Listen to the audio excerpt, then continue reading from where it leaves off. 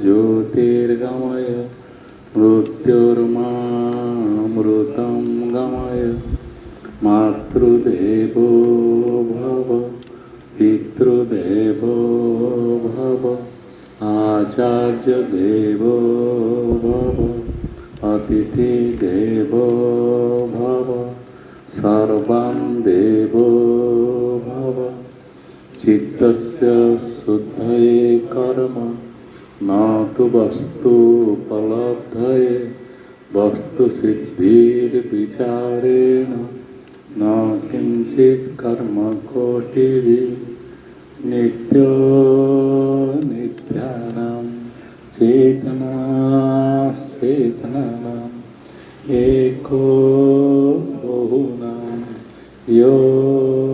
विदधाति कामं तमात्मस्थं येन पश्यन्ति धीरा तेषां शान्तिः शाश्वती नेतरेषां मनसैवानुद्रष्टव्यं नेह नास्ति किञ्चन मृत्युमाप्नोति नानेव पश्यति विद्यते हृदयग्रन्थि छिद्यन्ते सर्वसंशया क्षीयन्ते चस्य कर्माणि तस्मिन् दृष्टे परावरे अपाणिपादो जवनो गृहीता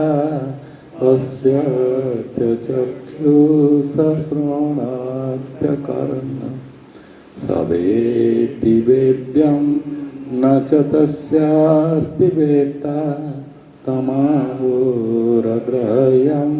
पुरुषं महान्तं यस्य देवे पराभक्ति यथा देवे तथा गुरु तस्य ते कथिता ह्यर्था प्रकाशन्ते महात्मनः ज्ञानामृतेन तृप्तस्य कृतस्य योगिनः नैवास्ति किञ्चित् कर्तव्यम् अस्ति चेतनसा तत्त्ववित् यचक्षुषा न पश्यति येन चक्षुंसि पश्यति तदैव ब्रह्मत्वं विद्धि नेदं यदिदम् उपासते।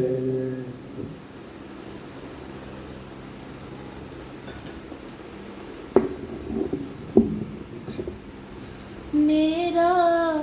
सच्चित आनंद रूप मेरा सच्चित आनंद रूप कोई कोई जाने रे कोई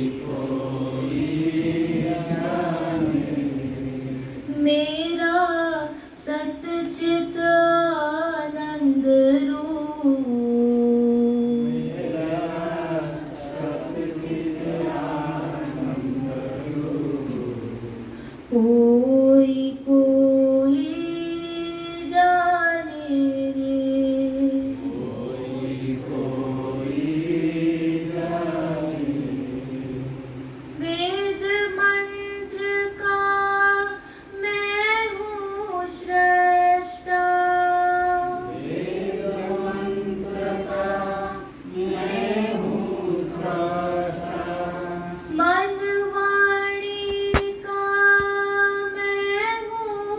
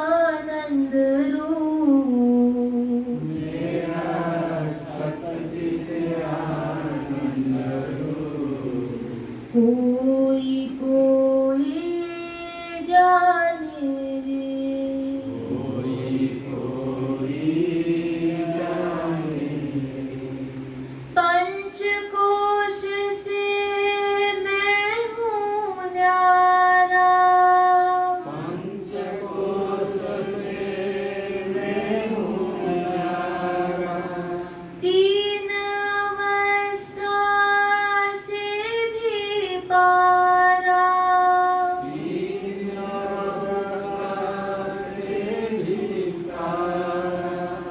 अनुभव सिद्ध स्वरूप।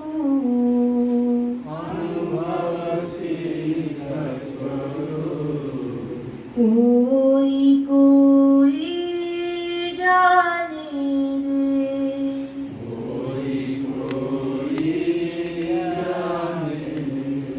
मेरा सतचित आनंद रूप।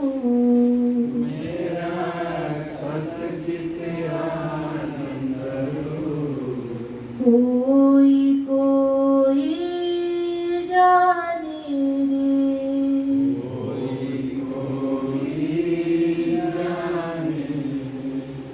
जन्म मरण मेरा धर्म नहीं है।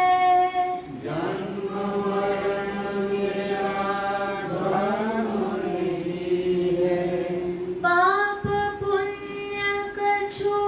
कर्म नहीं है।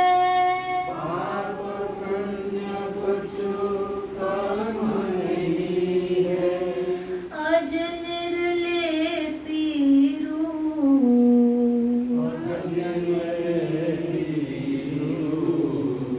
कोई कोई जाने रे।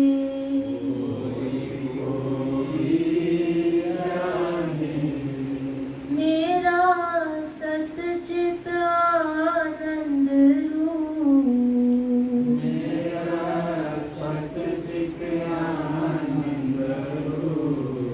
कोई कोई जाने रे।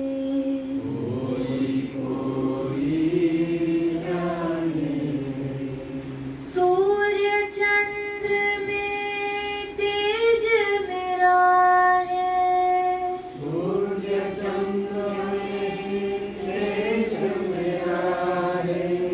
अग्नि में भी ओज मेरा है।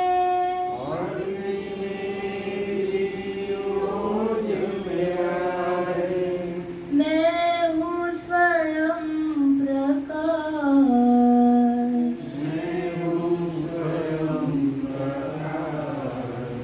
कोई कोई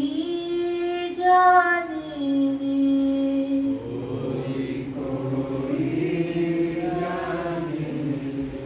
मेरा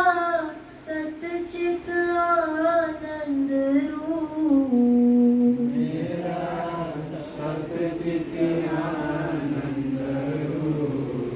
कोई कोई जाने रे।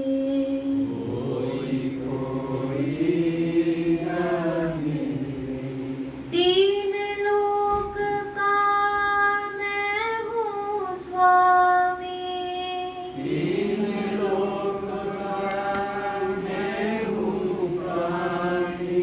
घट घट व्यापी अंतर्यामी।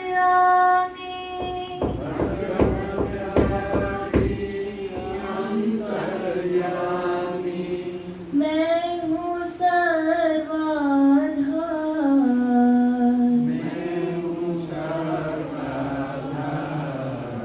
कोई कोई जाने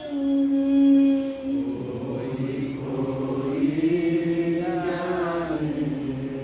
मेरा सतचित आनंद रूप।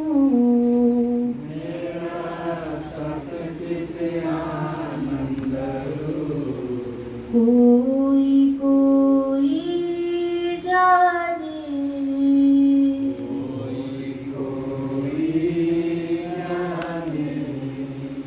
रामेश्वर निज रूप पहचानो।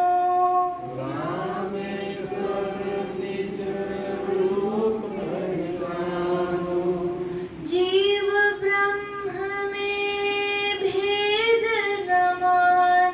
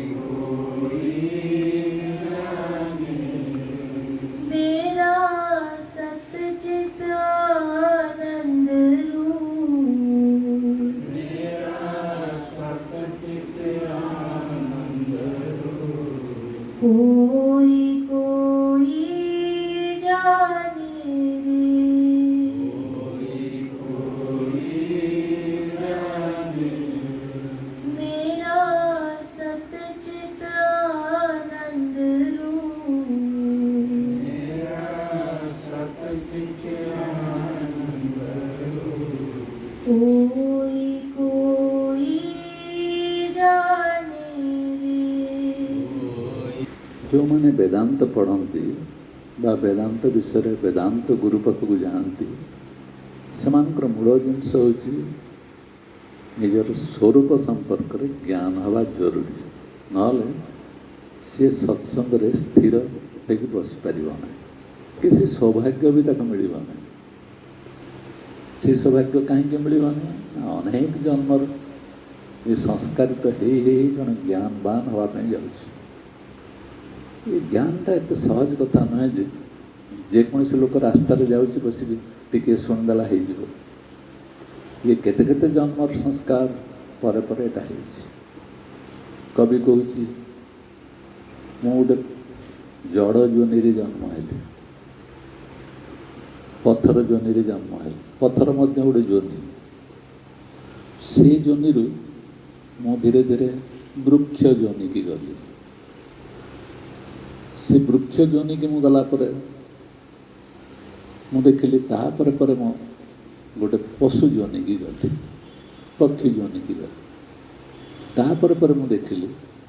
ଯେ ମୋର କ'ଣ ଗୋଟିଏ ପରେ ଗୋଟିଏ ଜନ୍ମ ପରେ ଆଗକୁ ଆଗକୁ ବଢ଼ି ଚାଲିଛି, କମୁ ତ ନାହିଁ। ତାହେଲେ ୟା ପରବର୍ତ୍ତୀ ଯୋନି ନିଶ୍ଚୟ ଶ୍ରେଷ୍ଠ ଯୋନି ହେଇଥିବ।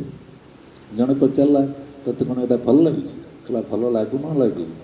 କିନ୍ତୁ ମୁଁ ଦେଖୁଛି ମୁଁ ତା ଆଗକୁ ଆଗକୁ ଆଗକୁ ଆଗକୁ ଯାଉଛି ନା ନାହିଁ। ପଥରରୁ ଗଛ ହେଲି, ଗଛରୁ ପଶୁପକ୍ଷୀ ହେଲି, ପଶୁପକ୍ଷୀରୁ ୟା ପରେ ଯେଉଁ ଯୋନିକି ମୁଁ ଯିବି ନିଶ୍ଚୟ ଶ୍ରେଷ୍ଠ ଯୋନି ହେଇଥିବ। ଗୋଟେ କବିଟିଏ କହିପାରୁଛି ଏ କଥା। ତାର କହିବାର ତାତ୍ପର୍ଯ୍ୟ ହେଉଛି, ଯେଉଁ ଜୀବ ରୂପ ଧରିକି ଆମେ ସବୁ ଏଠି ବସିଛୁ, ଏସବୁ ଆଜିକାଲି 50 ଦିନରେ 50 ବର୍ଷ ତଳର କଥା। କାହିଁ କେତେ କେତେ ଅନାଦି କାଳରୁ ଏଇ ପ୍ରକାର ଅବସ୍ଥା ହେଇକି ଆସିଛି। ସେଇ ଅବସ୍ଥା ଭିତରେ ଯାଇକି ଜ୍ଞାନ ପାଖରେ ପହଞ୍ଚିବା, ଇଏ ବହୁତ ପାହାଚ ଡେଇଁ ଡେଇଁ ଡେଇଁ ଡେଇଁ ଜଣେ ଗଲେ ଯାଇକି ଜ୍ଞାନ ପାଖରେ ପହଞ୍ଚିବ। ପୁଣି ସେ ଜ୍ଞାନ କ'ଣ ନା, ଯାହାକୁ ତୁ ପରମାତ୍ମା ବ୍ରହ୍ମ କ'ଣ କ'ଣ ଜ୍ଞାନ କରିଛୁ ଏବଂ ନିଜକୁ ଜୀବ ଭାବି ଗୋଟେ ଅଲଗା ଅଲଗା ଭାବୁଛୁ, ସେଇ ଦୁଇ ଜଣଙ୍କ ଭିତରେ କୌଣସି ଅଲଗା ଭାବ ନାହିଁ। ଯେଉଁଦିନ ତୁ ବୁଝିଯିବୁ ଯେ ଜୀବ ଆଉ ବ୍ରହ୍ମ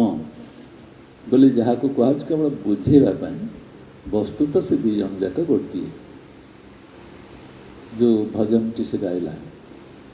ଏଇ ଭଜନଟି ଯଦି ଜଣେ ଭଲ ଭାବରେ ଅନୁଧ୍ୟାନ କରେ, ତାହାର ପୂର୍ଣ୍ଣ ସତ୍ସଙ୍ଗ ହେଇଗଲା। ୟାଠାରୁ ବଡ଼ ସତ୍ସଙ୍ଗ ସେ କିଛି କରିପାରିବ ନାହିଁ। କିନ୍ତୁ ଏ ଗୀତ କେତେଥର ଗାନ କରାଗଲାଣି, କେତେଥର ପ୍ରାର୍ଥନା ହେଲାଣି, କିନ୍ତୁ କେତେଜଣ ତାକୁ ସ୍ମରଣ ରଖିଛନ୍ତି? ସ୍ମରଣ କରିବାର ଅର୍ଥ ହେଉଛି ଆମ ଜୀବନରେ ଏଇଟା ସବୁ ପାଳନ କରିଛନ୍ତି। ମୋର ଯେଉଁ ରୂପ ସଚ୍ଚିଦାନନ୍ଦ ରୂପ, କିଏ ଜାଣିଛି ବୋଲି ଗୁରୁ କହୁଛନ୍ତି? କୋଇ ଜାଣେ। ବହୁ ଭାଗ୍ୟବାନ ଲୋକ ଯିଏ ଥିବ ତା ପାଇଁ ଏଇ ଜିନିଷଟି ଆସିକି ପହଞ୍ଚିବ। ଏଇଥିପାଇଁ ସବୁବେଳେ ସେଇଭଳି ଜ୍ଞାନୀ ପୁରୁଷମାନଙ୍କୁ, ଚେତନାବନ୍ତ ଯେଉଁମାନେ ଅଛନ୍ତି ଗୁରୁ, ସେମାନଙ୍କୁ ଜାଣିବା ପାଇଁ ଏ ମନୁଷ୍ୟ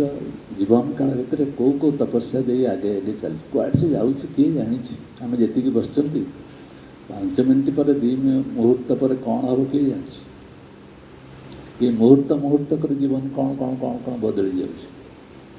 କିନ୍ତୁ ଏ ବଦଳି ଯିବା ଭିତରେ ଜଣେ ନିଜକୁ ଯଦି ସତ୍ ଜ୍ଞାନ ପାଇଛି ଗୁରୁ ପାଖରୁ, ସେ ନିଜକୁ ସମ୍ଭାଳିବ। ଯଦି ସତ୍ ଜ୍ଞାନ ତା ପାଖରେ ଅଛି, ସେ ନିଜକୁ ସମ୍ଭାଳିବ। ଯଦି ସତ୍ ଜ୍ଞାନର କିଛି ଖଇଚା ରହିଗଲା, ତ୍ରୁଟି ରହିଗଲା, ମନ ଭିତରେ ପ୍ରଶ୍ନ କିଛି ରହିଗଲା, ଇତସ୍ତତ ହେଲା, ସେ ବିଦ୍ୟା ତା ଭିତରେ କାମ ଦେବନି। ये जो विद्या सा विद्या जहाँ विमुक्त है, से हूँ विद्या हमको जो मुक्तिर संदेश दी। किंतु ये विद्या को पाइबा हेले जो निष्ठा, जो तपस्या, जो साधना दरकार एवं बुझा दरकार जे मो जन्म अनेक अनेक अवस्था देके आसी पुणी मुझे भूल करने जाऊँगी।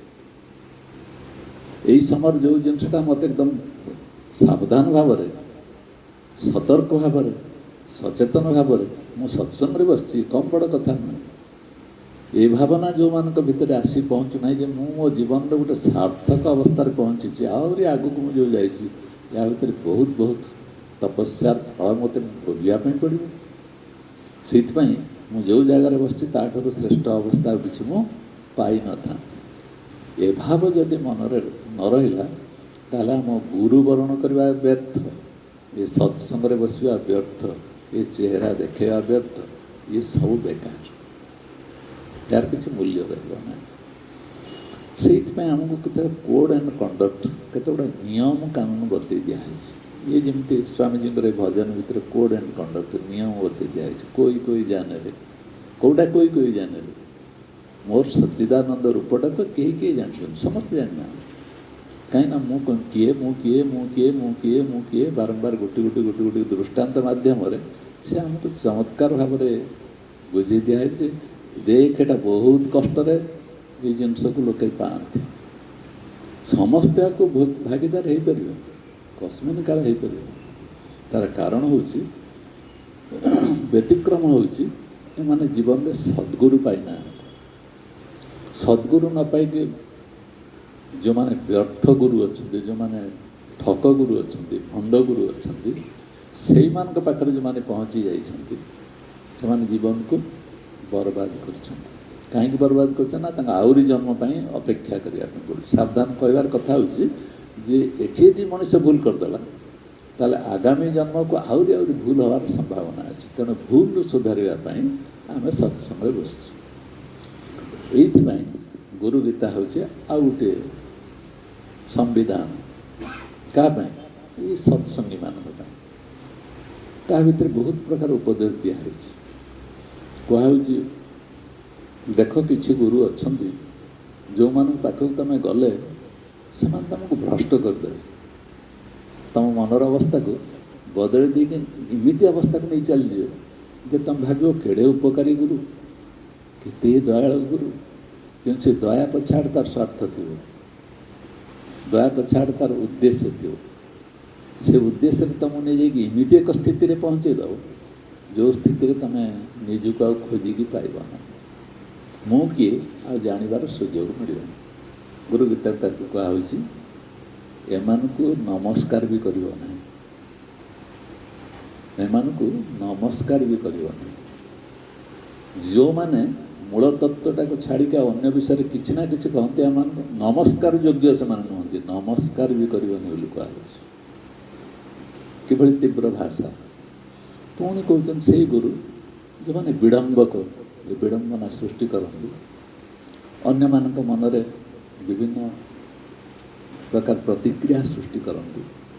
से गुरु पदवाची से नुहति जो मानकर चरित्र बोली किसी ना स्त्री लोक मान सहित जो मैंने अलग संपर्क सब रखती जो मैंने कुकर्म सब करती कुभाव नियंती एमान प्रति केबे दिने गुरु ज्ञान तक नबनी कारण एमाने सद्गुरु नुहति पाखक जीवन बोली आमको दूरे दूर पुणी से कहते सबुठार बड़ दोष कौन ना सबुठार बड़ दोष हूँ जे भाग भाग कर दे जीव को ब्रह्म ठार अलग कर दे जी भाग भाग करके बुझाई जाए ब्रह्म अलग जीव अलग ये अलग सी अलग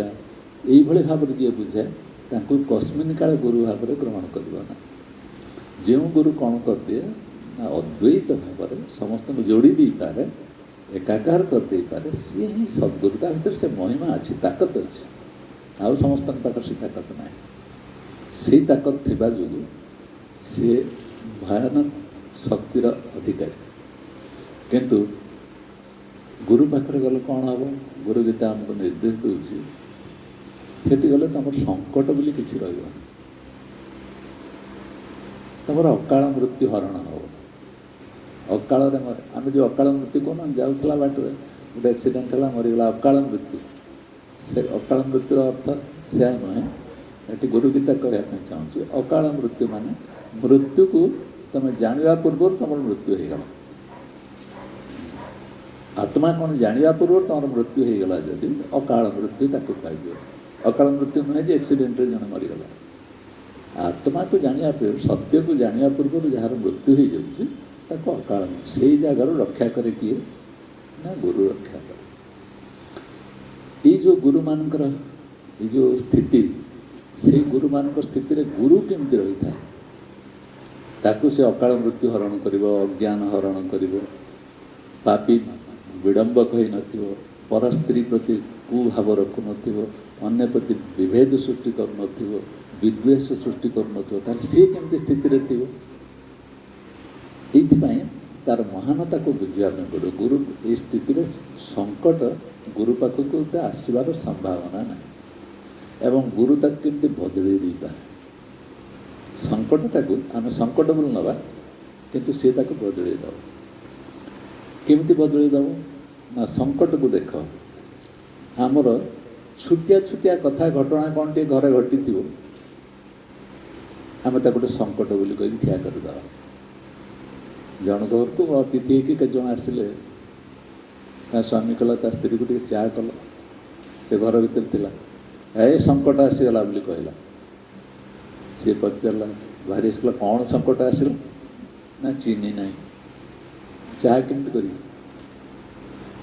ସଙ୍କଟ ବୋଲି ବୁଝିପାରୁଛ ନା? ଟିକି ଟିକି କଥା, ଘରର କେଉଁଠି କ'ଣ ହେଲା, କେଉଁଠି ବାଟରେ ଯାଉଛି କିଏ, ଏଇସବୁ ଜିନିଷକୁ ଧରିକି ମନୁଷ୍ୟ ନିଜକୁ ବହୁତ ବୁଦ୍ଧିମାନ, ଜ୍ଞାନୀ, ବିବେକୀ ବୋଲି ବିଚାର କରୁଛି। ଛୋଟ ଛୋଟ କଥା। ତେଣୁ ସଙ୍କଟ ବୋଲି ଆମେ ଯାହାକୁ ଭାବୁଛୁ, ତାକୁ ଗୁରୁମାନେ ସଙ୍କଟକୁ କେମିତି ଟାଳି ଦିଅନ୍ତି, ସଙ୍କଟକୁ କେମିତି ହସି ହସି ବରଣ କରନ୍ତି, ଏଇଟା ହେଉଛି ଆଶ୍ଚର୍ଯ୍ୟଜନକ କଥା। ଏଠି କ'ଣ କୁହାଯାଉଛି, ଗୁରୁର ଏଠି ମହାନତା କଥା କହିବା ପଛଆଡ଼େ ଜ୍ଞାନର ମହାନତା କଥା କୁହାଯାଉଛି। ଯେଉଁମାନଙ୍କର ଏ ସଦ୍ଜ୍ଞାନ ଆସିଯିବ ସେମାନେ କେମିତି ରହନ୍ତି, ଯେଉଁମାନଙ୍କର ଏ ସଦ୍ଜ୍ଞାନ ନାହିଁ ସେମାନେ କେମିତି ଥାନ୍ତି। ସଦ୍ଜ୍ଞାନ ଯେଉଁମାନଙ୍କ ପାଖରେ ପ୍ରବେଶ କରିଗଲା, ଏ ଯେଉଁ ସଙ୍କଟ ବୋଲି ଆମେ ଯାହା କହୁଛୁ, ସେମାନେ ତାକୁ ଆନନ୍ଦ ବୋଲି ନିଅନ୍ତି। ଆମ ଜୀବନରେ ଆମେ କୌଣସି ଏକ ଅସୁବିଧା ଆସିକି ପହଞ୍ଚିଲା, ତାକୁ ସୁବିଧାରେ ପରିଣତ କରିପାରିବା? ଗୋଟେ ଅସୁବିଧା, ସଙ୍କଟ ଆସିଛି ବୋଲି ଆମେ ଯେଉଁଟା ଭାବୁଛୁ ଅସୁବିଧାଟା ଅଛି, ତାକୁ ସୁବିଧାରେ ପରିଣତ କରିପାରିବାର କ୍ଷମତା ଆମ ପାଖରେ ଅଛି କି ନାହିଁ? କାହାର ଅଛି? ନା କେବଳ ଜ୍ଞାନର। ଯେଉଁମାନେ ଜ୍ଞାନ ଜାଣିଛନ୍ତି ବା ଆତ୍ମା ସମ୍ପର୍କରେ ଜାଣିଛନ୍ତି, ସେମାନେ ଯେକୌଣସି ପରିସ୍ଥିତିରେ ମଧ୍ୟ ମାନେ ନିଜକୁ ଦୁର୍ବଳ ମନେ କରିବେନି। ସୂରଦାସ ଯାଉଛନ୍ତି, ଉଦାହରଣ ନିଅ, ସନ୍ଥ ସୂରଦାସ ଯାଉଛନ୍ତି, ସବୁବେଳେ କୃଷ୍ଣ ଭଜନରେ ବିଭୋର ଥାନ୍ତି। ଗୋଟେ ଖାଲି କୂଅଟେ ଥିଲା, ସେ କୂଅ ଭିତରେ ଗଳି ପଡ଼ିଲେ। ସେ କୂଅ ଭିତରେ ଗଳି ପଡ଼ି ସାରିଲା ପରେ ଭାବିଲେ ଇଏ କି ଜାଗାରେ ମୁଁ ପହଞ୍ଚିଲି। କୂଅର ଯେଉଁ ଆଡ଼ି ଥିଲା ବନ୍ଧ ଚା, ତାକୁ ଆଉଜିକି ବସି ଦେଖିଲେ, ଆରେ କହୁଛନ୍ତି, ଏ କାହ୍ନା, ତୁ କେତେ ସୁନ୍ଦର ବ୍ୟବସ୍ଥା ମୋ ପାଇଁ କରିଦେଲୁ। ମୁଁ ଯଦି ବାହାରେ ଥାଆନ୍ତି ତାହେଲେ ଏଇ ଭକ୍ତମାନେ ଆସି କହନ୍ତି, କୃଷ୍ଣ ଭଜନ ଗାଆ, ମୁଁ ଶୁଣିବି। ଦିନ ରାତି 24 ଘଣ୍ଟା ଖାଲି ଭଜନ ଗାଆ କହି ମୋତେ ବ୍ୟସ୍ତ କରିଥାନ୍ତି। ତୁ ଦେଖିଲୁ ସବୁବେଳେ ଭଜନ ଗାଇବା ଅବସ୍ଥାରେ ମୋତେ ଆଣିଦେବି ଏମିତି ଜାଗାରେ ରଖିଦେଲୁ, ଆଉ କିଏ ଆସିପାରିବେନି। ମୋର ଏଠି ତୋରି ନାଁ ବସି ଭଜନ ଗାଇବି। ଘଟଣାଟା ଘଟିଲା କ'ଣ, କୂଅ ଭିତରେ ପଡ଼ିଯାଇଛି, ଏମିତି ଉଠିବି, ଖାଇବି କ'ଣ କରିବି, କେମିତି ଯିବି, କେମିତି ଘରକୁ ଚିନ୍ତା କରିଥାନ୍ତା। କ'ଣ କଲା, ଯେ ମୁଁ କୃଷ୍ଣ ଭଜନ ଗାଇବି ଏଠି ବସିକି। ତେଣୁ ପରିସ୍ଥିତିଟାକୁ ବଦଳି ଦେଇପାରିଲା ନା ନାହିଁ। ତେଣୁ ଜ୍ଞାନର କ୍ଷମତା କ'ଣ ନା, ଏଇଭଳି ସ୍ଥିତିକୁ ସେ ବଦଳି ଦେଇପାରିବ ଜ୍ଞାନର ସ୍ଥିତିରେ। ଯେଉଁମାନଙ୍କର ଜ୍ଞାନ ସମ୍ପର୍କରେ ତା ବିବେକ ନାହିଁ, ଯେଉଁମାନଙ୍କ ଭିତରେ ଜ୍ଞାନର ଏଇ ତନ୍ତୁ ଗୁଡ଼ାକ, ଏଇ ରଶ୍ମି ଗୁଡ଼ାକ ପ୍ରବେଶ କରୁନାହିଁ, ତା ଭିତରେ ପଶି ଯାଉନାହିଁ, ସେ ତ ନିହାତି ଦୁର୍ଭାଗ୍ୟଜନକ ଅବସ୍ଥାରେ ଅଛି। ଜ୍ଞାନ ଯେତେବେଳେ ହେବ, ତୁମେ ନିଜେ ନିଜେ ପରିଚୟ କରି ଦେଖିବ, ଆରେ ଯେଉଁ ଭଳିଆ ସ୍ଥିତି ଆସୁନା କାହିଁକି, ମୁଁ ତାକୁ ଅଲଗା ରୂପରେ ପରିବର୍ତ୍ତିତ କରିଦେଇପାରିବି। ଏ ଜ୍ଞାନ ଆମକୁ ଦିଏ। ଆଉ ଗୁରୁମାନେ ସେଇ ସ୍ଥିତିରେ ଥାନ୍ତି, ତାଙ୍କ ପାଇଁ ଏସବୁ ଜିନିଷ କିଛି ପ୍ରଭାବଶାଳୀ ହୁଏ ନାହିଁ। ଗୁରୁ ନାନକଙ୍କ କଥା ଦେଖ, ବିଚରା ଏମିତି ଗୋଟେ ଗୁରୁ ଥିଲେ ଯିଏକି ଚାଲି ଚାଲି ଯୁଆଡ଼େ ଇଚ୍ଛା ସିଆଡ଼େ ପଳଉଥିଲେ। ଶ୍ରୀଲଙ୍କା ପର୍ଯ୍ୟନ୍ତ ଚାଲି ଚାଲି ପଳେଇଲେ, ଶ୍ରୀଲଙ୍କାର ଏ ପାଖରେ ଗୌହାଟୀ ପର୍ଯ୍ୟନ୍ତ ଚାଲି ଚାଲି ପଳେଇଲେ, ସେ ପାଖରେ ଇରାକ ମଧ୍ୟ ଚାଲି ଚାଲିକି ପଳେଇଲେ। ଯେଉଁ ଲୋକ ଜୀବନ ସାରା ଖାଲି ଚାଲିଛି, କାହିଁକି ନା ପ୍ରତ୍ୟେକ ଜାଗାରେ ପରମାତ୍ମାର ଅସ୍ତିତ୍ୱ କେମିତି ଅଛି, କେମିତି ସୌନ୍ଦର୍ଯ୍ୟଟା ଅଛି, ତାକୁ ଦେଖିବା ପାଇଁ ସେ ନିଶା, ସେଇ ପ୍ରକାର ଜ୍ଞାନର ପ୍ରଭାବ ଯେ ସେ ଚାଲିଛି ଚାଲିଛି ଚାଲିଛି ଚାଲିଛି ଜୀବନ ସାରା। ଦିନେ ଏ ବାବରଙ୍କର ସୈନ୍ୟମାନେ ତାଙ୍କୁ ଦେଖିଦେଲେ, ଦେଖିକି ନେଇ ଜେଲ ଭିତରେ ଭର୍ତ୍ତି କରିଦେଲେ। ଯେମିତି ଜେଲ ଭିତରେ ଭର୍ତ୍ତି କଲେ, ସିଏ କହୁଛନ୍ତି, ଆରେ ଦେଖିଲୁ କ'ଣ କଲା ଭଗବାନ, କ'ଣ କଲେ ତାଙ୍କ ଭାବରେ, ଯେ ମୋତେ ଆଣିକି ରଖିଦେଲେ ଏମିତି ଗୋଟେ ଜାଗାରେ, କହିଲେ ତୁ ଚାଲିବା ପାଇଁ ତୋର ଏତେ ଚାଲିଲୁଣି ଯେ ତୁ ତାର ସୀମା ନାହିଁ, ଜୀବନ ସାରା ତୁ ଚାଲିଛୁ ଚାଲିଛୁ ଚାଲିଛୁ ଚାଲିଛୁ, ଏବେ ତୋତେ ବିଶ୍ରାମ ନେବା ପାଇଁ ଗୋଟେ ଜାଗାଟେ ମିଳିଗଲା। ଆହା ତୋ ଦୟା କେଡ଼େ ସୁନ୍ଦର। ଦେଖୁଛୁ ପରିସ୍ଥିତିଟା ଯାହା ଥିଲା, जेहेतु भितर गोटे ज्ञान पशि देख ज्ञान न पशिले तुम धंदी हम समस्या आसला समस्या आसला समस्या आसला जिते समस्या आस जानवा दरकार मैं अज्ञान अवस्था अच्छी ज्ञान जब मो भर प्रवेश करोसी स्थिति आसुना कहीं मस्ती आनंद मैं तो सच्चिद आनंद रूप जोटा बोलागला कोई कोई जाने कहीं जापर मोर केमती सच्चिदानंद रूपटा जी जापर से ज्ञान एत परिपूर्ण हो जाए ये सब जिनस गुड़ा किसी असुविधा जना पड़ सी असुविधाटा को सुविधार परिवर्तित कर दे पार ये सन्थकर जीवन को देख ठीक सेमती है मीरा मीराबाई कौन दिगला विष दिगला देढ़शुर विष देवार व्यवस्था कर जेहेतु सी गोटे कृष्ण प्रेम पागल थे कृष्ण प्रेम सब विभोर थे तेणु विष जो दिगला से जी बसिक विष को बाटुची सी कांद कांद हो जाए मीरा भाया जड़े सुंदर एत हृदयटा एत महान एत पवित्र हृदय गोटे स्त्री को गोटे मनीष को गोटे मु विष देकर मारिदेवाई जाऊँगी चक्रांत सी हाथ सब हली जाए तो मीरा पकड़ मीरा कहीं कहीं कौन कहीं असुविधा कौन तू पार्टी दे मत किसी तो असुविधा सी कौच मुझे कौन करके तुमको दे पार ता मन ता विवेक को बाधा दे बाटियापी कौटा विष को यही समय मीरा कहते अरे मुझे कहूँ तू बाट मोर मन हलुनी कि मो भीतर जो चैतन्य अच्छी सी हलुनी मु सब ठीक अच्छे तू कहीं हलुचु मु तो विष पीबी तू कहीं हलुचु तू हल जाऊँ कहीं मीरार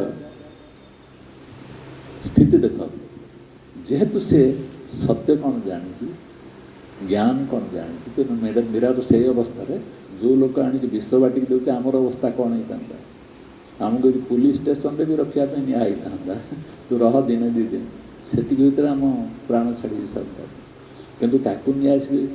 विष देला बेलू सी तो देखुची कह अरे मो भीतर सामान्यतम परिवर्तन नहीं हलचल बोली किसी ना तो कहीं चिंता कर तू दे दे विष सी भी देला ये भी आराम रे पी शेष करदे मेरा कर सारा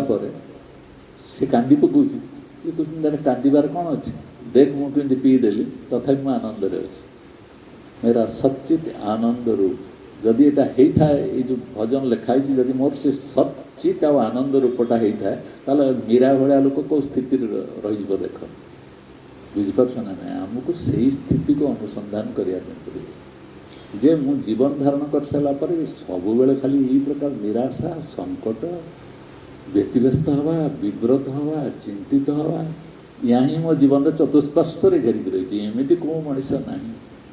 जो मनीष प्रत्येक मुहूर्त ये प्रकार चिंतन में व्यतिव्यस्त हो जेकोसी मनीष हाथ को देख ता भीतर किसी ना कि समस्या घेर से रही छटपट छटपट होकोसी मनीष को देख आउ जन को उदाहरण हूँ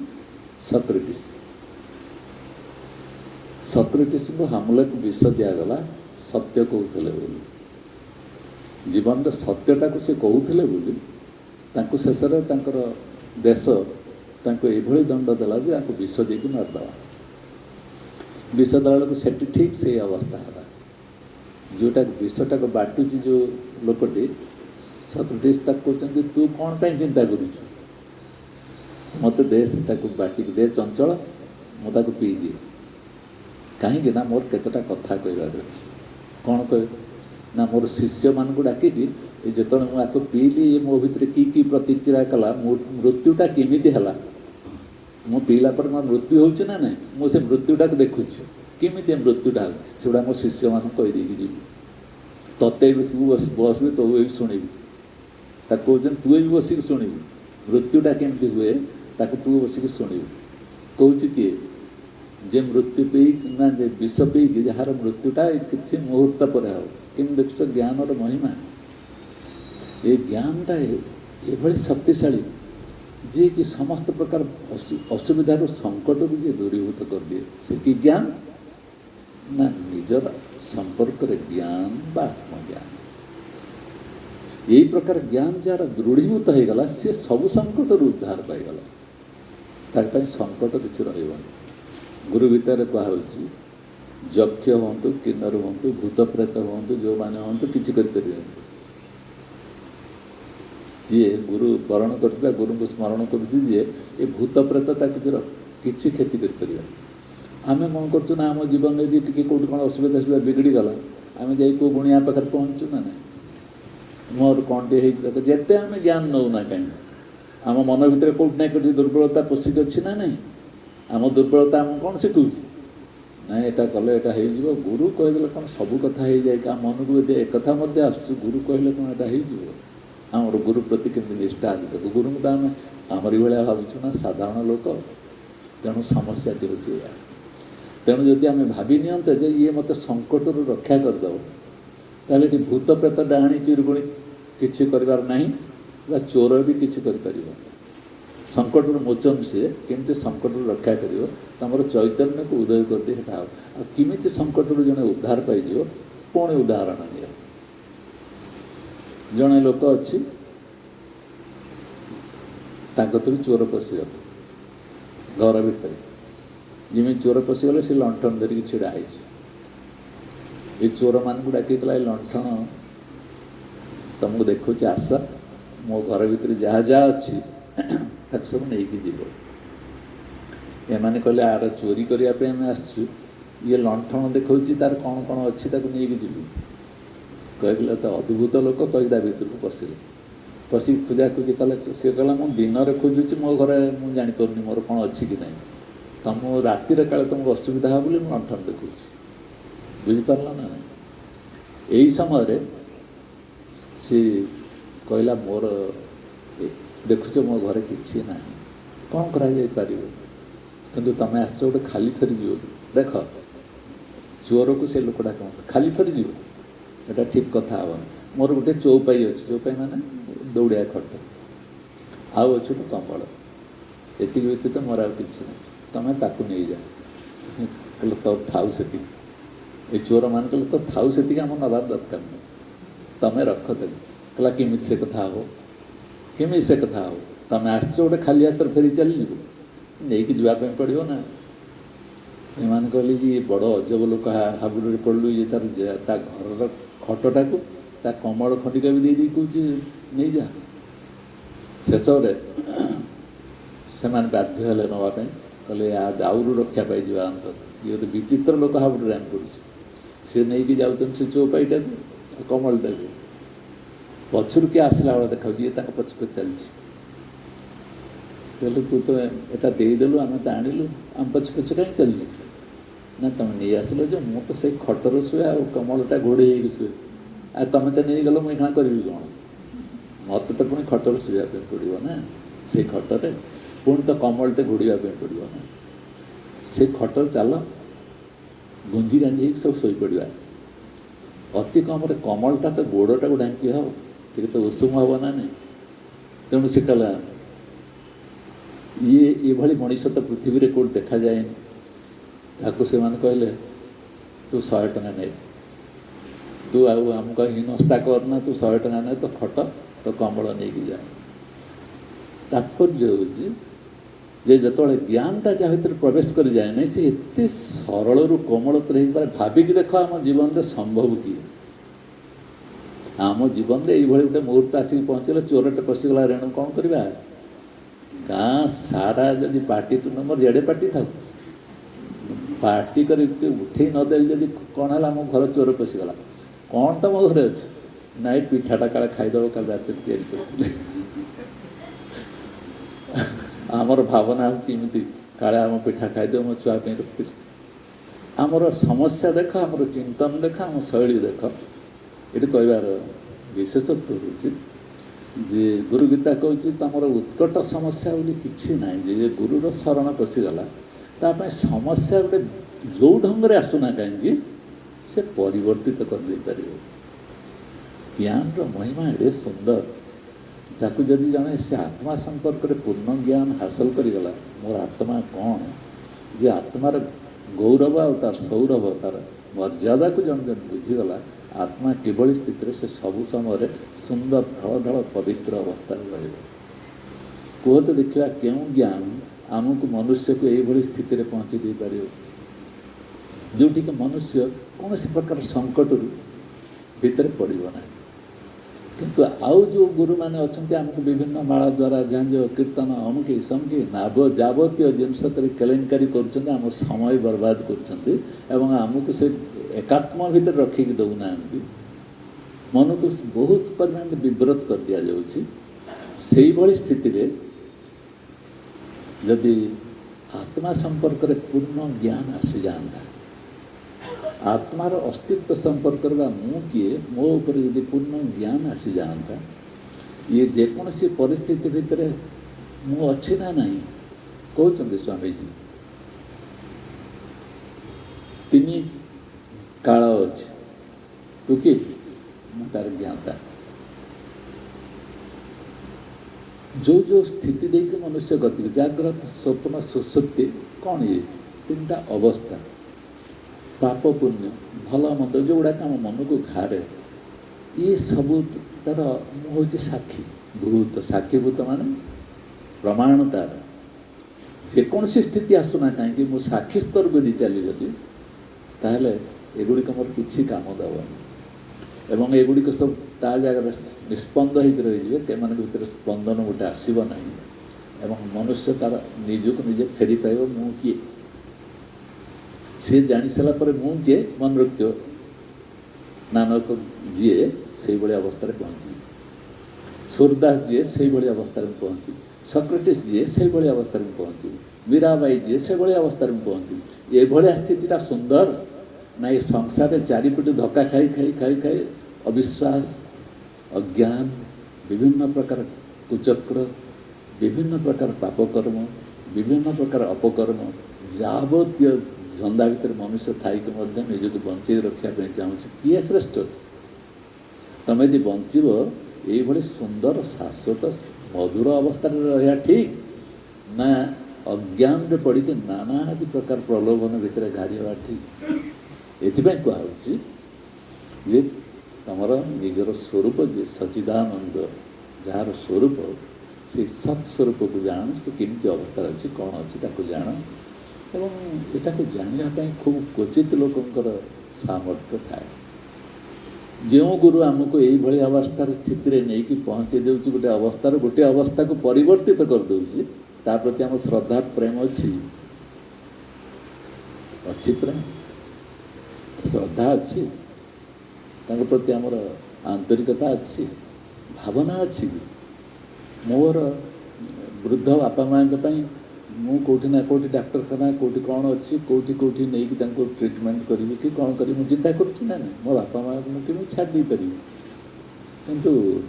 बापा माँ ठार अधिक भाव जी मोर समग्र जीवन टाक सुधारिक यही अवस्था को नहीं आसी हूँ तो गोटे दिन गुरु नानक भाया न जीवी कहीं कहीं मु सूरदास भाई न जीवी कहीं मु मीराबाई भाई न जीवी यही स्थिति को जी मत नहीं आसपी मोर चिंता अच्छी भावुँ तेणु आम भावुँ गुरुर काम ना सी बुलूची चारिआडे जो पाइला ये खाइला पीला रहा आ गुरु दक्षिणा देदेले बस सी कि भंडार घर बढ़ीगला बस आम तो दक्षिणा देदेलु 10 टका 20 टका 1000 टका 5000 10,000 देदेलु गला काम अच्छी गुरु ठार आनंदित हो किंतु केबे भी भावुँ कि शरीर अच्छी केबे भी भावुँ कि गोटे जीवन बोली किसी अच्छी से कौटी कौ स्थिति रे रहिबे कि कौन करेंगे आम भावी से कौटी अच्छा कि ना जो गुरु नानक कथा मु पढ़ुवा शुणुची मत लगुच आमर तो स्वामीजी मत से भाया क्रिया कर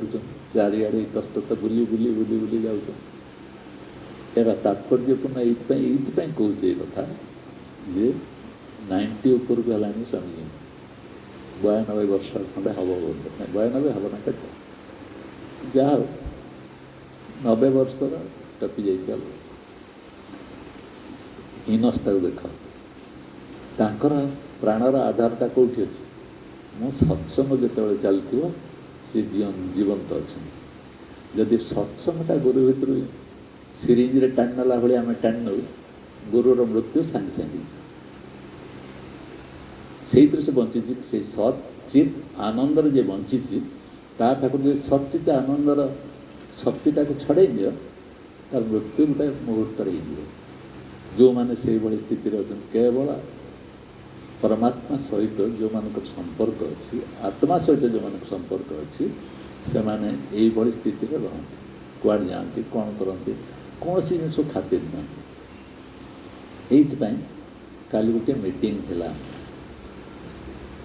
ଯେ ସ୍ୱାମୀଜୀ ବର୍ତ୍ତମାନ ଆସିକି ଯେ ଆଶ୍ରମରେ ରହିବେ। କେଉଁ ଆଶ୍ରମ? ଯେଉଁ ଆଶ୍ରମ ଆମର ହେଇଛି ବୋତଣ୍ଡା, ସେ ଆଶ୍ରମରେ ଯେତେବେଳେ ରହିବେ ସେଠି ଗୋଟେ କ୍ଲାସ୍ ନିଆଯିବ। 10 ଦିନିଆ ଛୋଟ ଛୋଟ କ୍ଲାସ୍। ସେ ଖାଲି ବସିବେନି, ସେ ତାକୁ ନେବେ ଏବଂ ସେ କ୍ଲାସ୍ରେ ପୁରା କ୍ଲାସ୍ଟାକୁ 10 ଦିନ ଭିତରେ ସାରିବେ। ସକାଳୁ ଅଧା, ଉପର ଓଳିକି ଅଧା। ସେଠି ସେ ରହିସାରିଲା ପରେ ତାଙ୍କର ମନକୁ ସ୍ଥିର କରିବା ପାଇଁ କ'ଣ କରାଯିବ, କ'ଣ ନାହିଁ, କେମିତି ଗୁରୁଙ୍କର ସେବା କରାଯାଏ, ଉପର ଠାଉରିଆ ନୁହେଁ, କେମିତି ଆନ୍ତରିକ ଭାବରେ ମୋ ବାପାର ହାତଟା ଧରିକି ମୁଁ ଯେମିତି ନିଏ, ମୁଁ ଯେମିତି ତାଙ୍କର ଗୋଡ଼ଟାକୁ ପଡ଼ୁନି ଯଦି ତା ଗୋଡ଼ଟାକୁ ବାଗେଇକି ରଖେ, ଯେମିତି ତାଙ୍କର କୌଣସି ମନର ଅଶାନ୍ତି ହେଲା କି ନାହିଁ ମୁଁ ତାକୁ ଜଗିଥାଏ, କ'ଣ ହେଲା କି ଅଶାନ୍ତି ହେଲା କି, ଯେମିତି ମୁଁ ଜଗିଥାଏ କ'ଣ ଦେଲେ ସେ ଖୁସି ହେଇଯିବେ, ଯେମିତି ଆମେ କରୁ ଆମର ସାଂସାରିକ ଦୃଷ୍ଟିରେ। ଭାବିକି ଦେଖିଲ ଯଦି ଗୁରୁ ଏଇଭଳି ଅବସ୍ଥାରେ ଅଛି ତାକୁ ଦାୟିତ୍ୱ କିଏ ନେବ? এইଥିପାଇଁ ସେ ମୋତେ ଡାକିଥିଲେ। ମୁଁ ତ କେଉଁ ମିଟିଂକି ଯାଏନି, କେବଳ ଏଇଭଳିଆ ସ୍ଥିତି ଥିବା ଯୋଗୁଁ ମୁଁ ଯାଇଥିଲି ମିଟିଂକୁ। ଯେହେତୁ ଗୁରୁଙ୍କ ପାଇଁ ଏଇ ମିଟିଂଟି ହେଉଛି, ସେଇଥିପାଇଁ ଗଲାବେଳେ ଯାହା ଯାହା ଆମେ ଭାବିଲୁ ବା ଚିନ୍ତନ କଲୁ, ଯଦି ନୂଆ ବିଦ୍ୟାର୍ଥୀମାନେ ଆସୁଛନ୍ତି, ଏମାନେ ତ ବହୁତ ବଡ଼ ବଡ଼ କଥା ଭାବୁଥିଲେ। 100 ଲୋକ ଆସିଲେ ଆମର କ୍ଲାସ୍, ଆମର ଜେନେରାଲ୍ କ୍ଲାସ୍ ଭଳି ଭାବୁଛନ୍ତି। ଯାହା ସେଟାକୁ ଯାଇକି ଆମେ 30ଟି ଲୋକରେ, ମୁଁ କହିଲି 30ଟି ଲୋକ ଆଗେ ହେଉ, ଯଦି ବସନ୍ତୁ ପଢ଼ାନ୍ତୁ। ତାଦ୍ୱାରା ବେଶୀ ଭଲେଣ୍ଟିୟର ଦରକାର ନାହିଁ, ଦେଖେଇ ହେବାର ଆବଶ୍ୟକତା କିଛି ନାହିଁ। ଖୁବ୍ କମ୍ ଲୋକରେ କାମ ହେବ। ସ୍ୱାମୀଜୀ ଆରାମରେ ଆସିକି କହିପାରିବେ, ସବୁ କଥା ହେବ। ତେଣୁ ଯାହା କିଛି କରୁଛ କର, କିନ୍ତୁ ସ୍ୱାମୀଜୀଙ୍କର ଭାବନା ନେଇକି କର ଯେ ମୁଁ କାହାର କରିବା ପାଇଁ ଯାଉଛି ନା ମୋର ନିଜର କଲ୍ୟାଣ ତା ଭିତରେ ହେବ। ଏତେ ଦିନ ପର୍ଯ୍ୟନ୍ତ ମୋର ଯେଉଁଟା ହେଉନଥିଲା ସେଇ ଅବସ୍ଥାରେ ମୁଁ ସେବା କରିବାର ଗୋଟେ ସୁଯୋଗ ପାଇଛି। ସ୍ୱାମୀଜୀଙ୍କୁ ବିଚାର ମୁଣ୍ଡ ଭିତରେ ରଖିକି ଯେକୌଣସି କାମ କର, ଅସୁବିଧା କିଛି ହେବନି। ତମେ ସାଙ୍ଗେ ସାଙ୍ଗେ ଚିନ୍ତା କରିଦେବ ଆମର ପଇସା କେଉଁଠି ଆସିବ, ସାଙ୍ଗେ ସାଙ୍ଗେ ଚିନ୍ତା କରିଦେବ ୟା ପାଇଁ କେତେ ପଇସା ଖର୍ଚ୍ଚ ହେବ, ଯୋଜନା କରିଦେବ, ସବୁ ଭଣ୍ଡୁର ହେବ ହିଁ ହେବ। ମୁଁ ଏଠୁ କଥା ପ୍ରସଙ୍ଗରେ କହିଲି, ଗୋଶାଳା ଗୋଟେ ଅଛି, ତାକୁ ଚେକ୍ କାଟିଦିଅ 3 ଲକ୍ଷ। କେଉଁଠି ଗୋଟେ ବାତ୍ୟା ହେଉଛି, ବନ୍ୟା ହେଉଛି, ତାକୁ 5 ଲକ୍ଷ କାଟିଦିଅ। ସ୍ୱାମୀଜୀ ସାଙ୍ଗେ ସାଙ୍ଗେ ତୋର କ'ଣ ହେଲା କି ଗୋଟେ କମ୍ପ୍ଲେନ୍, ମୋର ଭାରି ଅସୁବିଧା ଅଛି, ନେଇଯା 1 ଲକ୍ଷ ଟଙ୍କା। 5 ଟଙ୍କା 10 ଟଙ୍କା ନୁହେଁ, ଲକ୍ଷ ଲକ୍ଷ ଟଙ୍କା। ମୁଁ ବେଳେବେଳେ ବସିକି ଭାବେ ଏତେ ଟଙ୍କା କେଉଁଠି ଆସୁଛି? କେହି ତ ଦେଉଥିବେ ନା ଉପରୁ କେଉଁଠି ଗୋଟେ ତିଆରି ହେଇକି ପଳେଇ ଆସୁଛି ତାଙ୍କୁ, କେହି ତ ଗୋଟେ ଦେଉଥିବେ ତାକୁ। କିନ୍ତୁ ସବୁ ମୁହୂର୍ତ୍ତରେ ଯିଏ ଏଗୁଡ଼ାକ ସବୁ ଅକାତରରେ ଦାନ କରିଦେଇପାରନ୍ତି, ତାଙ୍କୁ ଆମେ ଆଣିକି ରଖିକି କେମିତି ସୁରୁଖୁରୁରେ ରଖିବା, ଶାନ୍ତିରେ ରଖିବା, ତା ପାଇଁ ଆମର ମନ ଭିତରେ ଭାବ ଆସୁନି। ସେଥିପାଇଁ ତାଙ୍କୁ କହିଲି ଯେମିତି ସେ କ୍ଲାସ୍ କରନ୍ତି, ସେ କ୍ଲାସ୍ ଅନୁସାରେ ସେ କ୍ଲାସ୍ କଲେ 8 ଦିନ 10 ଦିନ। ତାପରେ ତାଙ୍କୁ ଟିକେ ରିଲାକ୍ସ କରିଦିଆ, ତାଙ୍କୁ ବାନ୍ଧିକି ଗୋଟେ ଜନ୍ତାର ନ ରଖିଲା ଭଳିଆ ଛାଡ଼ି ଦିଆଯାଉ। ମୁଁ କହିଲି ଧନ୍ୟ ଯେଉଁ 2-3 ଦିନ ମଝିରେ ଗ୍ୟାପ୍ ଦିଆଗଲା, ଆମ ଘରକୁ ସେ ପଳେଇ ଆସିଲେ। ଆମେ 3-4 ଦିନ ରହିଲୁ, ସେ ବୁଲିଲା ଭଳିଆ ତାଙ୍କର ବୁଲିଲେ। ପୁଣି ଆଉ ଗୋଟେ କ୍ଲାସ୍ ଆରମ୍ଭ ହେଲା, ତାର 5-6 ଦିନ ପରେ ପୁଣି ତାପରେ ସିଏ ଡାକି ନେଲେ ତାଙ୍କ ଘରକୁ, ସିଏ ଡାକି ନେଲେ ତାଙ୍କୁ, କିମ୍ବା ତାଙ୍କର ଇଚ୍ଛା ହେଲା ମୁଁ କେଉଁଠି ଯିବି, ସେ ତାଙ୍କର ଯାଆନ୍ତି। ମାନେ ଗୁରୁ ଯେଉଁ ଅନୁସାରେ ଖୁସି ରହିବ ସେଇ ଅନୁସାରେ କାମଟାକୁ ଆମେ ଚେଷ୍ଟା କରିବା ପାଇଁ, ଯେତିକି ଆମେ ବୁଝିଛୁ। ଏମିତି ହେଇକି ଗୋଟେ ଯୋଜନାଟା ତିଆରି ହେଇଛି। ଏବଂ ପୁରୁଣା ବିଦ୍ୟାର୍ଥୀ ନୁହେଁ, ନୂଆ ବିଦ୍ୟାର୍ଥୀମାନଙ୍କୁ କ୍ଲାସ୍ଟି ହେବ। କିନ୍ତୁ 30ଟି ନୂଆ ବିଦ୍ୟାର୍ଥୀ ପାଇବା ବି କଷ୍ଟ। କାହିଁକିନା ଆମର ଟୋଟାଲ୍ କ୍ଲାସ୍ରେ ଆମେ 3 ଲକ୍ଷ, 3.5 ଲକ୍ଷ, 4 ଲକ୍ଷ ଖର୍ଚ୍ଚ କରୁଛୁ। ଶେଷ ମୁହୂର୍ତ୍ତରେ ରହୁଛନ୍ତି କେତେ ଜଣ? 30 ଜଣ ଲୋକ ବି ହେଉନାହାନ୍ତି ଆଜିକାଲି ସମୟରେ। କରୋନା ବାହାନାରେ ହେଉ, ଯେଉଁ ବାହାନାରେ 20-25ଟା ଲୋକ ହେଉଛନ୍ତି। ଯଦି 20-25ଟି ଲୋକ ହେଉଛନ୍ତି, ତାହେଲେ ଆମର ଏଠି 30ଟିକୁ ନେଇକି ଯଦି କରାଯାଏ, ତାହେଲେ ପୂର୍ଣ୍ଣ ଜ୍ଞାନଟା ସେମାନେ ଗୁରୁ ପାଖରେ ଥାଇକି ଜ୍ଞାନଟା ପାଇବାର ତାଙ୍କ ଅସୁବିଧା କିଛି ହେବନି। ସେ ବି ପଚାରିପାରିବେ, ତେଣୁ ବର୍ଷା ଦିନ ଥିବ, ଜୁନ୍ ମାସ, ତେଣୁ ସେ ସେଠି ରହିବେ। रही सारा पर घर बाहर हल को जाइए कहवा दरकार किसी ना से पाखे बस से कहे जीवा आसवा कष्ट भी रही चातुर्मास्या आगुरी होता सन्थ मैंने जो मान साधु सन्यासी मैंने अच्छा ये चतुर्मास्या काल से परिव्राजक है कड़े भ्रमण कर गोटे जगह रोते एवं जदि गुरुंर से समय आसीगला आम वर्षा समयटा वर्षा कालटा सब वर्ष यहाँ कर कौन हम ना आम भी पाइबा 4 मासर सुजोग सी भी शांत अवस्था गोटे जगह रही जापर जदि आम ठीक निष्ठापर भाव में कम सब कौन प्रकार असुविधा न हुए एमती डिसाइड है जदि आम लोक भी न होते पुराणा लोक मैंने जदि भी कहते आम गोटे क्लास कर सब बुली भाली गलुँ से क्लास करेंगे कि पैसा देवे पर हेड 3000 टका लेखा से देवे उन्होंने हिसाब कले मुझे आजिकल रेट जानी पर मिल 200 ରୁ 300 टका पड़ो जो दिन जड़े खाए किंतु कौन आलोचना करे से विषय मोर मन पड़ना खाली मोर कहवा कथा जे गुरु आम कौन कर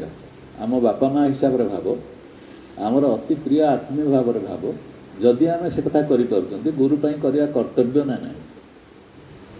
यहाँ मोर कहवा कथा था गुरु आमर कर कर्तव्य ना ना जदि ना ताला आम ठार परम मूढ़ जगत कहीं ना एमती भी लोक अच्छा जो मैंने गोटे गोटे क्लास करने चाहते किंतु क्लास करने से आर्थिक संबल ना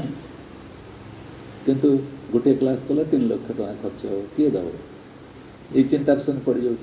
किंतु तुम 50,000 खर्च कर से कला धर हाँ मुझे कर पार तुम ये क्लासटा तुम ना रेटा है तुम्हें कितु से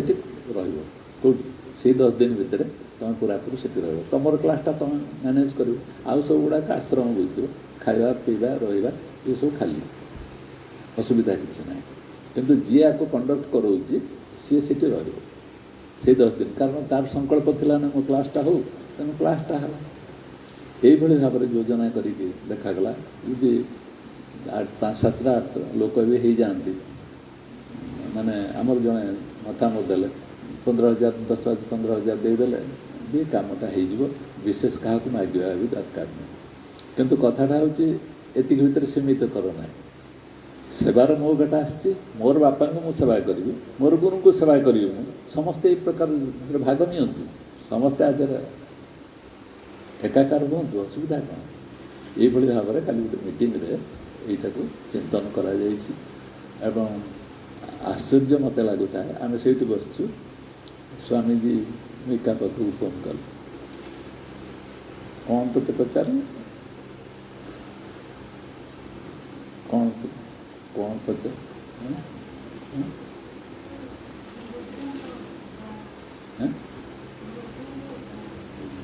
भृगु का उदाहरण कौन किए सी कौन है भृगु का उदाहरण पचार सच्चिदानंद गाइलानी भजन से समय पचार भृगु विषय कह तार जी मन पड़ा से अनुसार से कही कौ बही अच्छी ये कथा चलती फोन रे मु अनुभव करेतु आम बस ये विषय चिंता कर हृदय अच्छी गुरु कि नहीं से जानते तुम जहाँ करुच तुम पाखे अच्छी तुम मन मानसिकता को तुम वृत्ति को मुझे देखिपुची मुझे कि प्रकार तुम चिंतन कर तुम पाखे पाखे अच्छे कारण तोर चैतन्य आत्मा तो पाखे अच्छी ना नहीं सब देखुची ना नहीं आ गुरु कौन ताठू भिन्न कि तोर आत्मा तो तुम निज गुरु ना नहीं सी पाखे बस कथा जान मुझे देखुची से बारंबार फोन करके पचार कथा माने मु अच्छी तुम कौन कौन मीटिंग कर तुम त्याग अच्छी तुम गुरु प्रति आंतरिकता अच्छी परीक्षा चलती तेणु ये जो गुरु शिष्यर जगत नहीं कि या बुझापी पृथ्वी कौन से शास्त्र ना कौन से व्यक्ति विशेष ना ये आपे आपे हृदय भितर चले मु पढ़ी अमुक टीचर स्कूल पाखे बढ़िया पढ़ाती ये जहाँ कहूँ ये मोर पेट पोषापी से टीचर भी तार पेट पोषापी या भर नैतिक शिक्षा भल शिक्षा कौन दिखाई कि ना सी जहाँ पाखे किसी ना कि अधिक झलक अच्छी हृदय को छुईला बेले पिला नजर ये गुरु मोर नमस्य भावुँ किंतु सी गुरु आ ये गुरु भर तफात हो ये आम जीवन केमती सुरक्षा दूसरी छाई कर रखुच्छी विपद माड़ी आसला मात्रे ये केमती ताको परिवर्तित कर जाଉଛି संपदରେ। तेणु आज जो संपद बा आत्मज्ञान भाया जो संपद दे दी सारा पर आम आज निजक संभाली नहीं पार्चे आसला क्या मुंडे बुद्धि पशिला कि जे ए प्रकार विद्या दबार ये गुरु ठार श्रेष्ठत्व आम कौटी पाइपर ना। साधारण गुरु आम जो पाठ पढ़ुलु आम ठार कोटि कोटि गुण केते गुण अधिका सद्गुरु ता कल्पना करी हवा। तेणु ताको जेते एते भाषा गुरु ब्रह्मा गुरु विष्णु गुरुदेव महेश्वर करके जेते एते वर्णना कले से तार कोटि कोटि गुणर कहीं तुम गुरु ब्रह्मा गुरु विष्णु कला से कहूँ मु प्रथम अच्छी तापर ब्रह्मा विष्णु महेश्वर आसिले मु अच्छी ना नहीं चैतन्य आत्मा। अरे आगे मु अच्छी ना नहीं तापर गुरु ब्रह्मा गुरु विष्णु मु कहूँ आगे मु ना आगे गुरु ब्रह्मा गुरु विष्णु आगे मु तत्वटा बा आत्मतत्वटा आगे अच्छी। तेणु जेकोसी जिनस हो मु अच्छी सब मु हूँ मूल तत्व ये मु तत्व आमको जी पहुँचे जी समृद्ध कला से गुरु कर्तव्य कर बेल आसी। मोर जो बापा माँ होता बा मोर कई जन होता जहाँ मुझे त्याग संकल्प करे ये गोटे मुहूर्त आम ये मुहूर्त रेस्ट्रिक्शन नहीं केवल भुवनेश्वर वाला बसिकाटा करें यहाँ आम होल इंडिया सारा यहाँ को जनइबू जे एमती गोटे चतुर्मास्या भली गोटे कार्यक्रम यहाँ चलो जो मैंने जो अच्छा आसिक क्लास करने चाहिए से क्लास करें एवं सेमानकर जो कर्तव्य अच्छी से कर्तव्य अनुसार से करेंगे गुरु को से अनुसार सब जमी श्रेष्ठ स्थितिटा आसी पहुँचे। यही मौका को अनेक व्यवस्था किए जातक भाया अनेक व्यवस्था जार गुरु सहित टे संपर्क अच्छे हृदय जो मैंने उपर ठावर खाली बाणी शुणीदे निज घर को पड़े तार मूर्त्या आंतरिकता तैयारी हवा ना जार हृदय सहित मिल ये बयस 90 वर्षर बयस कठिन परिश्रम कर निजक फिट रखी गोटे पर गोटे क्लास करके भारत सारा भ्रमण कर बसी जाऊँचे तार शेष अवस्था धरी नि जाओ कौटी जी कौन करेंगे कौटी रहा धर क्लास कौटी ना कई जगह ना यही समय आम आमर कर्तव्य कौन आम आपको बोझ हिसाब से नवा ना आंतरिकता हिसाब से नवा। मोर मन पड़े से दिन कथा जो दिन स्वामीजी गोड़ दुटा ऑपरेशन होता है से दिन से आम भावुँ आम घर को आसवे कौन करें से फोन करी कहले ना कौटी कहता बोतंडा मुझे आश्रम जी बोतंडा से पर्यटन से फास्ट केवे जाई नथिले आमर जो प्रोब्लेम नहीं समस्याटा अच्छी गुरु आसवा कथा नहीं कि आम आनंदित हवा बदल आम चिंता कलु कौन केते पैसा खर्च हो फिर पैसा कौटू आने केमती कौन करवा से जो रास्ताटा अच्छे से रास्त टेंट केते जन बंधु कहले टेंट ये पकईदे ये केते लोक आमर हमें कि 20-25टा लोक स्वामीजी कहले जिते बड़ टेंट पड़ पारे स्वामीजी कहते बड़ टेंट पड़ो आम भावुँ रास्ताटा जी अच्छी से पकईदे सी कहते सब लोक खबर दिए ओडिशा सारा लोक केत लोक देखी जहाँ 500-600 लोक आसिक पहुँची गले टेंट आम बड़ कर पकईलु बोली ये सब कम है खाଇବା कौन करे केमी कौन हम चिंता पड़गला आम लोक मैंने कौटी कौन है मुझे मु सब देदेवी मोर मन अच्छे 65,000 टका खर्च है किंतु सब गुड़ाक जड़े कई दे समस्ते जमी नॉर्मल खाया पीवा से सब ठीक अच्छे तापर आम हूँ यार मालिक टेंट बढ़िया है 600-500 लोक पहुँची गले आम ही सब कर निजे निजे आगे ठिया हो मंच उपर भाषण मारे ये सब कर मु देखिली ये हूँ आमर सत्संगी मानकर विचार से समय प्रथम करके इतिहास गुरु आश्रम पाद दूसरी जो आश्रम ये हूँ ऐतिहासिक दिन या लिपिबद्ध कर रखा कथा जो अमुके डेट्रे स्वामी निरंजन नामक जन वेदांत विद तत्वज्ञानी प्रथम करके ये आश्रम पाद पड़ला इतिहास अच्छी आमको देख आम मूर्खता को आम अज्ञता को देख आम कौ लोक केमी संवर्धित करके आणिक रखा कथा अच्छी से विचार से विवेक आम पाखे अच्छी ना आमर सबू जिन अटकी गला कौटी केते पैसा खर्च हो आगे पैसा मुठा कर धरती प्राण केत चलो ठिकना ना हाथ मुठा थी सब यही स्थिति जो मनीष गति करुच्ची से सत कौन बुझ चित कौन बुझ आनंद कौन बुझ ये से कहले कोई जाने लिमिटेड कौटी कौटी साधारण केते लोक अच्छा जो मैंने विषय धारणा अच्छे मोर एगुड़ा कहवार तात्पर्य होची आम पाई एटा गोटे मौका आम सेवा करिवार गोटे सुजोग आसी पहुँची आम आमर जी आमर आंतरिक इच्छा भावना ताको आम करवा बोली मु भावुची पैसा तो आदाय करने आमर जी अच्छा सेक्रेटरी चैटर्जी है रमेश सार दायित्व ने आ सामल बाबू दायित्व ने कहीं तो सेक्रेटरी अच्छे तू दायित्व नवा कथा पैसा दायित्व मु कहीं नहीं कितु मत दे दिगला दायित्व जे रमेश सार ये पैसा कलेक्शन करेंगे आउ किए करेंगे देखुच ना ना गुरु कड़े पड़ेगा गुरुर चैतन्य कौन तांको चेतना कौन तांको द्वारा आमर कौन कौन आम कौ स्थित पहुँचापी जी आम रास्ता को सुंदर कला ता जगार आम पैसा पत्र अटकी जाई किए कौन कर आदाय कर रहीगल तेणु यहाँ मन रखी था जेपर्यंत एकनिष्ठता ना गुरु प्रति से जीवन विकास कस्मिन काल हम एकनिष्ठता मुझे तफात किसी ना जी आणिक मोर आत्मा सहित मत परिचित करदेला मुझे आत्मा सहित परिचय करदे आत्मा मुआ भर तफात रही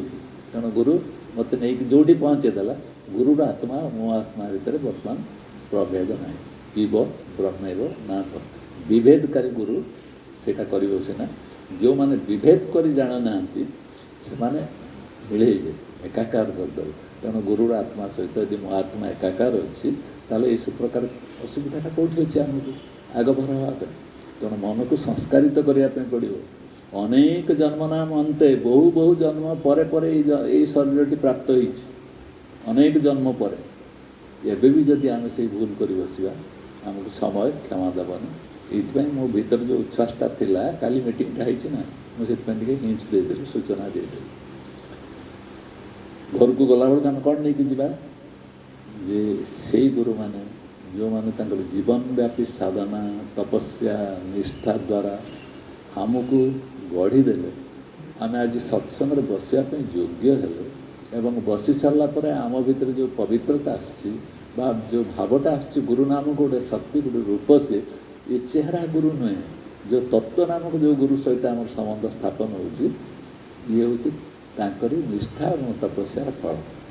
ना ना जदि सेटा अच्छी ताहले आमको से अनुसार आम जीवन जो कृतज्ञता प्रकाश करने ये गोटे मौका आम कृतज्ञता को आम केमी प्रकाश करवा कौ रूप देवा से आम चिंता कर आज एति सत्संग एवं आम शांति पाठ करवा ओम पूर्णमद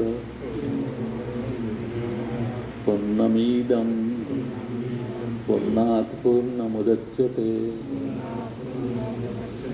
पूर्णस्य पूर्णमादाय पूर्णमेवावशिष्यते सर्वे भवन्तु सुखिनः सर्वे सन्तु निरामयाः सर्वे भद्राणि पश्यन्तु मा कश्चित् दुःखभाग् भवेत् ओम शांति शांति शांति।